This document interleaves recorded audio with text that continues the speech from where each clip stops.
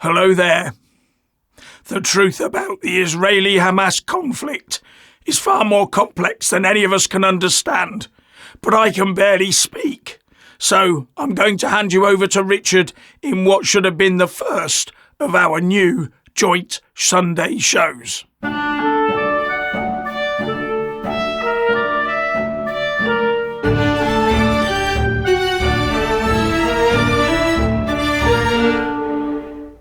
In an age of misinformation and disinformation, it becomes almost impossible to determine what is real and what is not, especially when it comes to war.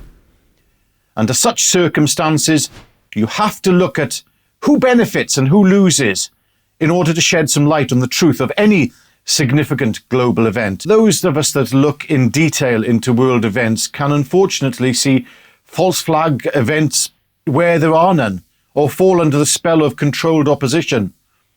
The problem is, when you trust nothing, you become dismissive of everything other than that which resonates with your own personal belief system. It is a mindset that will ultimately believe the exact opposite to what we are told to believe. What the media says we don't believe, and who can blame us? But don't forget the story of the boy, or rather the media, who cried wolf too many times.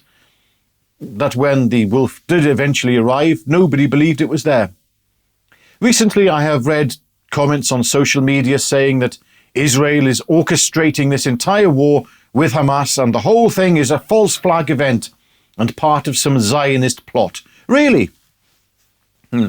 I find this hard to believe for a number of reasons, and I'm someone who thinks throwing the term Zionist around with no firm evidence or true understanding of what a Zionist is akin to throwing around the terms Islamophobe or racist, which is common practice used by the left when trying to shut down a debate that cannot be won. Let me ask you this. How will some false flag attack on Israel benefit Israel? Please explain that one to me. Do you actually think a false flag event leading to a massive retaliation by Israel is in Israel's best interests, especially when it will almost certainly increase the risk of widening the conflict, placing Israel directly in the firing line of its neighbours? Israel has over 150,000 rockets pointing at it from Hezbollah in Lebanon, and the slightest wrong move could trigger a full bombardment of Israel. Israel's retaliation to such an event, false flag or not false flag, would always be disproportionate in any real or hypothetical scenario. Yes, it will be disproportionate out of necessity in order to show strength in the Middle East, which is, you need to show strength in the Middle East, otherwise you are not respected. So yes, it needs to do this in order to show strength against any barbaric enemy, real or hypothetical, which is determined to destroy it, and will ultimately lead to Israel being ostracized and cut off by the international community. How does that benefit Israel? Israel's in a very dark place at the moment. And also, how does this benefit the people living in Gaza? Being bombed and not being able to escape the bombs doesn't equate to a good idea.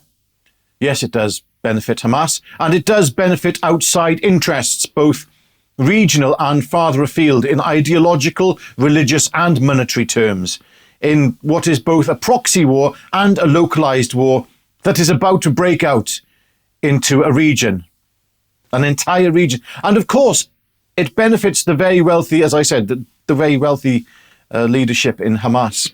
Look, I'm neither Jeff or myself are, I've read people say that we're both Zionist Israeli shills. Oh, really? Okay.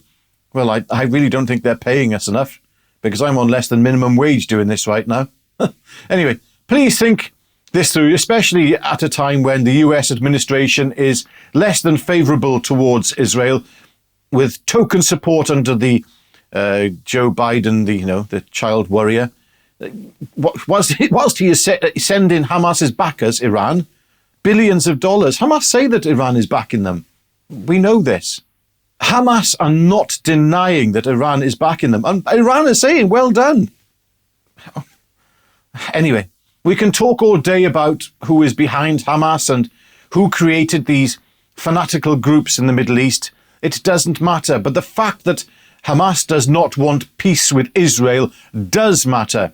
And we should never lose sight of the fact that Hamas, whoever they are an expression of or backed by, is seeking the genocide of the Jews. In other words, regardless of Hamas's origins, it is there to destroy Israel.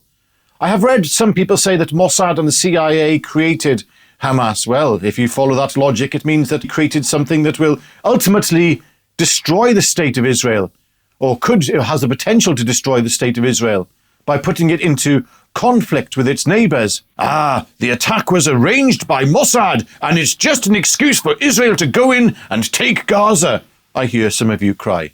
What?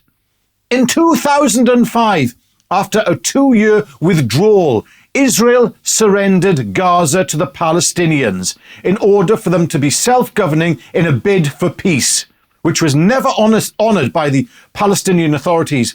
And rocket attacks and suicide bombings in Israel was Israel's thanks for withdrawing. And no, the Israelis are not ghettoizing the Palestinians in Gaza. Didn't you know that Gaza shares a border with Egypt? Are you trying to forget about that? The Palestinians could cross through into Egypt. They could. So why doesn't Egypt allow the free movement of Palestinians to cross into Egypt? Yes, why indeed? Go and research it yourselves. It changes everything, especially the narrative of a people imprisoned by Israel.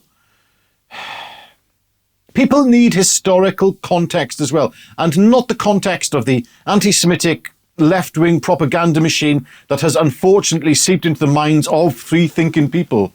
Remember, the history of the Jews is a history of a people who have been expelled from every nation and persecuted and hunted down and exterminated. They have always been fighting for their very existence. I mean, don't forget the second exodus of Jews from Egypt in 1956. Yes, that's what it's called, the second Egyptian exodus, where Jews were stripped of their citizenship. They had been run out of Europe, Russia and the Middle East, running for their very lives and fighting for their own existence as a people. Their right to survive. Look, let's just forget all the detail. It's not going to get this debate anywhere because people believe what they want to believe. And there is a great evil lurking behind the scenes, causing division between all of us. And as I said at the beginning, there is no way to determine the facts in wartime. And remember, there has always been a war on our minds. Look, I was going to ask for one moment that we should forget about all our personal prejudices that we have, and I also have them, because as much as we are judged, we will be judged. But right now, if I was to ask that, I think I would be a hypocrite. And I would have loved to have asked you to, just for one moment, put aside your anger and do what Christ asked us to do, and that is to love our enemies. But that would also make me a hypocrite, asking you to do that, because if the reports are true, which it looks like they are, how in our worldly minds, can we love somebody, love our enemy, someone who has done the unthinkable to babies in their cribs, people who have committed such evil acts? I think about what I would do and feel if it was my young son, and I am absolutely filled with rage, but I know that rage is exactly what the devil wants. And never lose sight that it is the devil who comes to kill, steal and destroy. And tonight in Gaza, in both Gaza and Israel, children will be going through unimaginable pain and hell. Parents will be holding their dying babies, and young children will wander the streets in tears, looking for their parents in the rubble. I don't believe in the abstract notion of a noble humanity, but I ask you all to check your hearts and understand that in Israel and in Palestine, there will be heavy casualties because of this ongoing conflict. And you should thank God that you and your children are not living in either places tonight, living in terror, waiting for the next rocket or shell to fall. So listen to me now. And this is not virtue signaling. I ask that you just pray for these children, because prayer has more power than those that control us would ever like you to know. And yes, pray to Jesus. And pray that we can all learn to go against the most basic of our human instincts, which is to hate those people with a passion, want more retribution. When does it end? But yes, Israel has the right to defend itself. Yes, I just pray that we can all learn to love and forgive those who commit the most terrible acts as reported in Israel. I don't know how to do it. I'm not in that place. I can't do it right now. That's what we're asked to do. Jesus, come back soon. Only you can sort out this mess. Only when the people of Israel and Palestine turn to Christ will there be any peace in that area and, well, right through the region, I would say. And my love to all of you, even if you are diametrically opposed to my beliefs and values, my love to you. God bless you all.